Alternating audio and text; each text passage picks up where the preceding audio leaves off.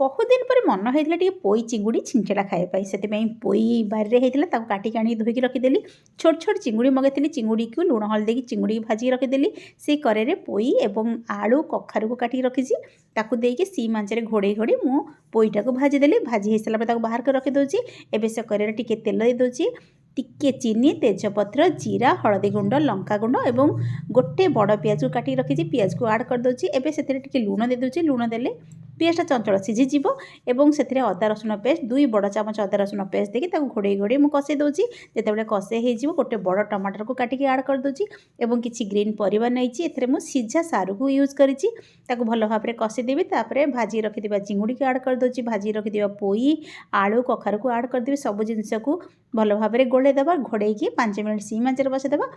Cover बाहर करदे टिके पानी देवा जमी जुकजुक हम रेडी हो गला आमर पोई चिंगुड़ी छिंचड़ा शेष गरम मसला देदेवा और खाई।